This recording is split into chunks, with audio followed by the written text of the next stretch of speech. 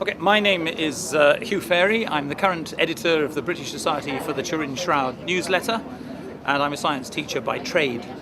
And after studying the Shroud for many years, I've come to the conclusion that on balance, I think it's more likely to be a 14th century forgery from a cloth that was made in the 14th century or just before than a 1st century cloth bearing the authentic image of Jesus Christ.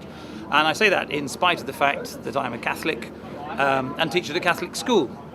So people want to know what's made me tilt my decision in favour of the forgery instead of authenticity, for which there are some quite interesting, but to my mind not quite convincing arguments. The overwhelming consideration has got to be the carbon-14 dating that was done in 1988, in which a small piece of the shroud was chopped into three and given to three different science laboratories who came up with results that were within 100 years of each other.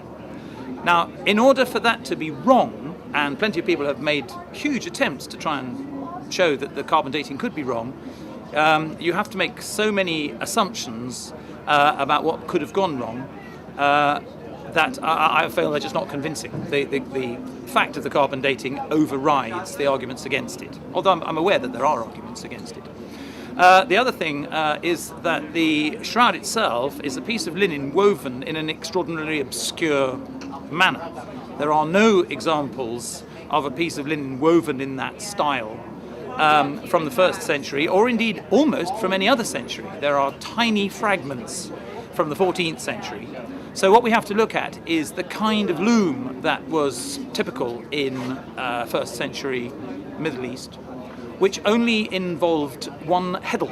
Now, a heddle is the thing that lifts some of the threads above the other threads, so that you can pass a shuttle backwards and forwards, and thus producing woven cloth.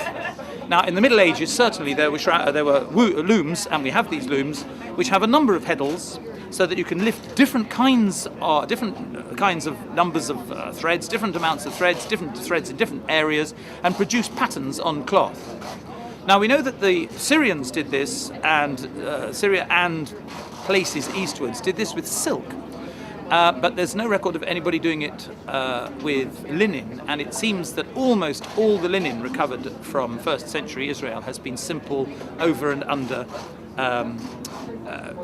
cloth of the kind that one would make sheets with today. So although there are vanishingly few examples of the weave, it is far more typical, I would think, far more possible that it was done in the Middle Ages and in Northern Europe rather than Southern Europe. It was much more typical of people like the Scots and the Danes than of the Romans, the Turks, and the people of the Middle East. So that's the second reason. The third reason is that people have tried for a very long time to try and come up with possible ways in which the image may have appeared on the shroud. And all of them have failed. Certainly, all the ones resulting, depending on emanations of vapours from a dead body, and any one that depends on emanations of radiation from a dead body, have failed to produce any kind of realistic image.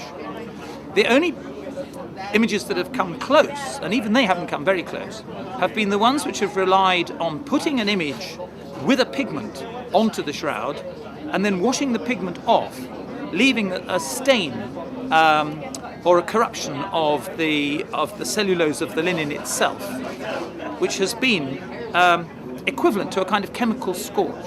So that although at the moment there's nothing on the shroud that could be considered colouring material, there's no paint or pigment, there's no oils, spices, myrrh, nothing. It's pure cellulose, and that cellulose, though, is slightly degraded.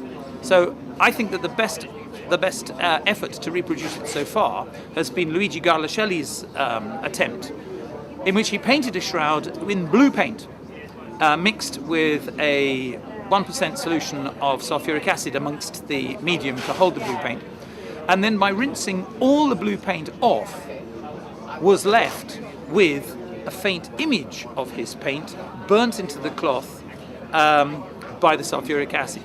And that, I think, is the nearest we've got. And it'd be very easy for people to say, but it doesn't look very good. And the answer is, you're dead right, it doesn't look very good. It is, however, to my mind, the nearest we've got. And I think those three things, the carbon dating, the medieval loom, and the closest possible way of replicating the image that's been done so far, those are the ones that tilt me slowly in favour of thinking it's a forgery rather than authentic.